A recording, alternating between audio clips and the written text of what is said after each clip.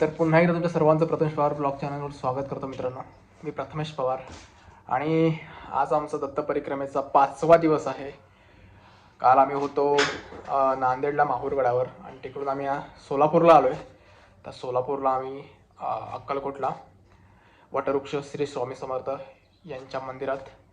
तर आज आता आम्हाला जायचं सकाळी काकड आरतीला. सकाळची 5ची काकड आरती आहे. दादा वगैरे तयार झाला आहे आणि आम्ही आता जातो आहे काकड आरतीला. माहिती नाही आहे तिथे गर्दी आहे की नाही, पण तिथे गेल्यानंतर कळेलच. तिथला परिसर, तिथलं मंदिर मी दाखवण्याचा प्रयत्न करेन जास्तीत जास्त. ठीक आहे, तर जास्त तुमचा वेळ घेत नाही आहे. मी पण लगेच जातो.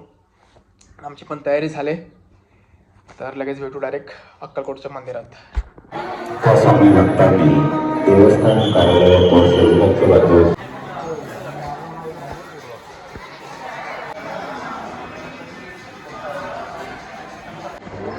तर मित्रांनो, सकाळचे 6:15 वाजले आणि आता आम्ही आहोत अक्कलकोटच्या स्वामी समर्थ मंदिरात. आताच आम्ही आतमध्ये जाऊन दर्शन वगैरे घेतलं आणि थोडा वेळ बसलोच होता आणि आता आम्ही चहा प्यायला आलो. तिथेच आतमध्ये चहा वगैरे आहे. एक छोटंसं हॉटेल आहे आतमध्ये आणि तिथे आम्ही चहा मागवले. तर मी आणि दादा आता चहा पितोय.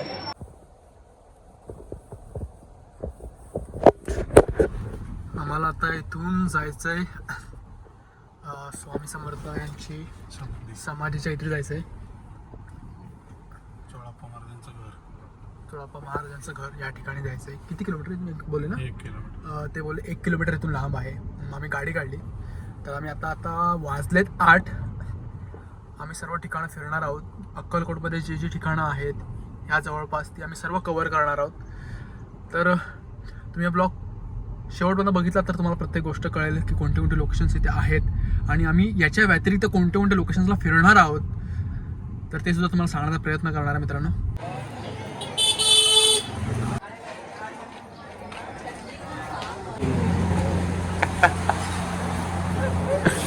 आमचा सकाळचा नाश्ता आता आम्ही खातोय. हे सर्च केलं भरपूर ठिकाणी पण आम्हाला नाही मिळालं.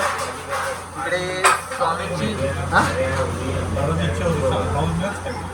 दादा आलं साऊथ इंडियनच खातोय.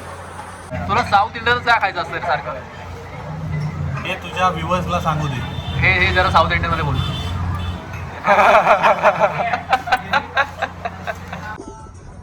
तर मित्रांनो, आता आम्ही अक्कलकोटवरून निघालोय. आमचा नाश्ता वगैरे झाला. स्वामी मंदिरात जाऊन सुद्धा आलो आम्ही आणि आता आम्ही निघालोय. कुठे निघालोय आपण?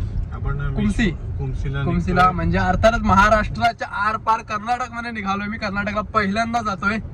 आणि दादा तू? मी गेलाय दादा गेलाय, खूप वेळा गेलाय, पण मी पहिल्यांदा जातोय कर्नाटकमध्ये. तर पण कर्नाटकला जाणं एवढं सोपं नाही आहे रस्त्यांमुळं. तुम्ही रस्ते तुम्हाला दाखवतो. रस्ते हे बघा हे रस्ते आहेत. आई शपथ, बापरे. जवळपास आता 42 किलोमीटर आम्ही लांब आहोत त्या ठिकाणापासून. आणि बॉर्डरवर गेल्यानंतर मी तुम्हाला दाखवेलच कर्नाटकची आणि महाराष्ट्राची बॉर्डर. तर सध्या मी जरा सांभाळूनच बसतोय. रस्त्याला खड्डे प्रचंड आहेत, बापरे. कर्नाटकला आल्यानंतर पहिलीच कर्नाटकची नदी बघू शकता तुम्ही. ही सुकलेली नदी आहे दोन्ही साईडला. तिकडे धरण आहे, पण त्याकडून पाणी असेल बहुतेक, काय माहिती नाही. कुठून तरी आहे, पण आहे असं दादे. आपण कर्नाटकमध्ये आलेलो.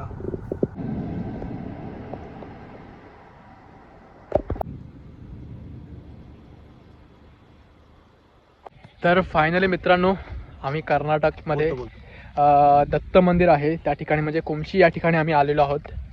तर दादा थोडं ह्याबद्दल मला थोडं सांग. या ठिकाणी विश्वरूप दर्शन दिलं होतं दत्त महाराजांनी. मग तेच हे ठिकाण आहे. म्हणजे असं जास्त लोकांनी म्हणजे जास्त लोक इथे व्हिजिट करत नाही. ज्यांना माहिती आहे त्यांनी गुरुचरित्र वाचलं आहे आणि दत्तभक्त आहेत तेच फक्त या ठिकाणी येतात.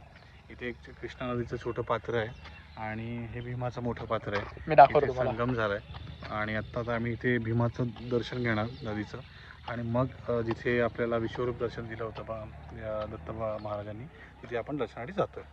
ही भीमा नदी आहे पूर्ण आणि इथल्या स्थायिक लोकांच्या म्हणण्यानुसार इथे कृष्णा नदी आणि भीमा नदीचा संगम इथे होतो.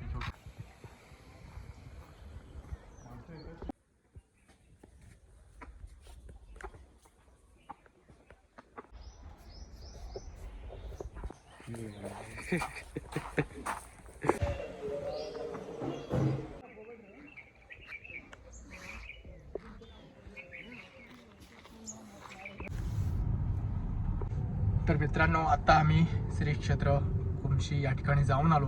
तुम्ही बघितलं असाल तिथला परिसर, तिथलं मंदिर. आणि आता आम्ही निघालोय गाणगापूरला. श्री क्षेत्र कुमसी याचं महत्त्व असं आहे की त्रिविक्रम भारती यांना नृसिंह स्वामी यांनी विश्वरूप दर्शन दिलं होतं. हे तिसरं विश्वरूप दर्शन आहे आत्तापर्यंतचं. पहिलं कृष्णाने आपल्या मातेला यशोदेला दर्शन दिलं होतं विश्वरूप.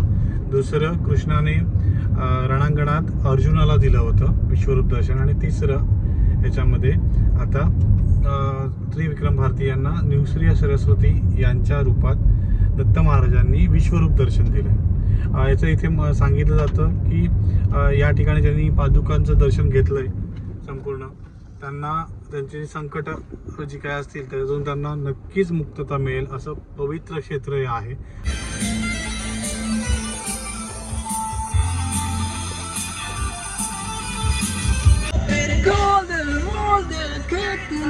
जय जय जय जय जय जय जय जय महाराष्ट्र माझा, गरीचा महाराष्ट्र माझा.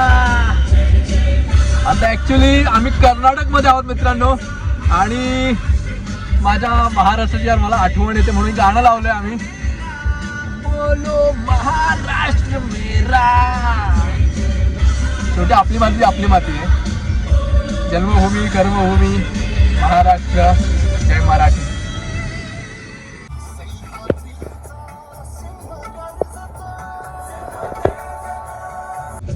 तर मित्रांनो, आता आम्ही निघालो गाणगापूरला. आणि हे ठिकाण आहे कर्नाटकामध्ये. तर आम्ही महाराष्ट्रामधून केव्हाच आलोय कर्नाटकला. मगाशी म्हटल्याप्रमाणे मी आज एक एक्सपेरिमेंट करणार आहे. कर्नाटकामध्ये येऊन मी मराठी बोलण्याचा प्रयत्न करणार आहे तिकडच्या लोकांसोबत. तर बघूया मला तिकडचा कसा लोकांचा रिप्लाय मिळतो. प्रयत्न करायला पाहिजे आपण पण, कारण बाहेरचे लोक आपल्याकडे मुंबईमध्ये येऊन हिंदी बोलू शकतात, तर आपण इकडे येऊन मराठी का बोलू शकत नाही? त्यांची भाषा बोलू शकतात, आपली आपण का बोलू शकत नाही? ट्राय करूया यार एकदा तरी थोडंफार. एक्सपेरिमेंट करायला काय जातं? एक्सपेरिमेंट करायला काय जातं? आम्ही ट्रॅव्हलमध्ये द्राक्ष सुद्धा घेतलेले आहेत. द्राक्ष खातोय, काजू सुद्धा आहेत आपल्याकडे, पण संपलेत आता. फोल्डेबल संपले. सांगायचे आपल्याकडे काजू आहे. संपलंय. मित्रांनो, आता आम्ही फायनली पोहोचलोय गाणगापूरला. इथे कर्नाटकमध्ये आल्यानंतर मी मगाशी म्हटलं होतं तुम्हाला की मी इथे आल्यानंतर एक एक्सपेरिमेंट करणार आहे. तो एक्सपेरिमेंट हा होता की मी इथे येऊन इथल्या लोकांशी आपल्या मराठी भाषेत बोलण्याचा प्रयत्न करणार होतो. आणि मी इथे आल्यानंतर त्यांच्याशी मराठीत बोललो. मी त्यांना विचारलं की मंदिर कुठे आहे, पार्किंग कुठे करायचे, म्हणजे असं विचारलं, काही गोष्टी विचारल्या. आणि मला समोरून सुद्धा मराठीतच रिप्लाय आला. ही खूप माझ्यासाठी खूप चांगली गोष्ट होती. आणि तर आपण सुद्धा ही गोष्ट कधीतरी फॉलो करावी, कारण आपण सुरुवात करावी.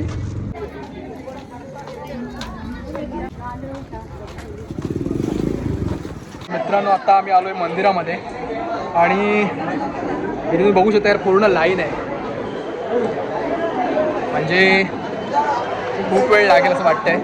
अजून लाईन हल्ली नाही आहे. ठीक आहे, आता बघू किती वेळ लागतोय. आणि इथून आम्हाला अजून पुढे सुद्धा जायचं आहे.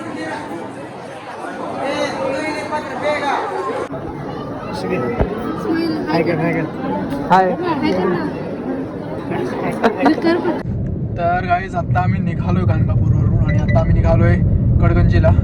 तिथे पहिल्यांदा गुरुचरित्र लिहिलं गेलं, तर त्या ठिकाणी आम्ही जातोय. आणि आता किती वेळ लागेल? अजून 18 मिनटं. म्हणजे आम्ही थोडासा अंतर पार केलं, त्याच्यानंतर मी ब्लॉग चालू केलाय.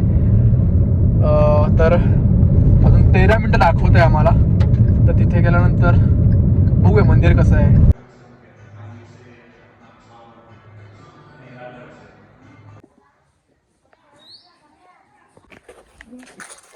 आणि आत्ता आम्ही आलोय चिंचोळी मंदिरात. कर्नाटकामध्ये आहे. हे बघू शकता, हे मंदिर आहे.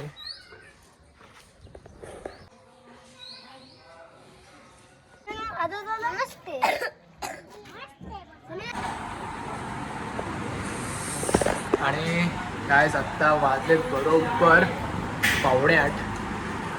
आम्हाला लक्षात नव्हतं की आम्ही दुपारी जेवलो नाही आहे.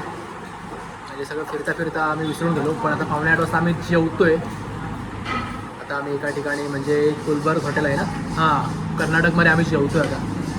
मी डाळ खिचडी मागवलं, दादाने जिरा राईस आणि डाळ मागवले. जेवतो भूक लागली. आता आम्ही निघून जाणार आहोत कुठे जरा माणिकनगरला जाणार आहोत. आणि आता मग तिथे स्टे आहे, तर पुढचा प्रवास नक्की बघा.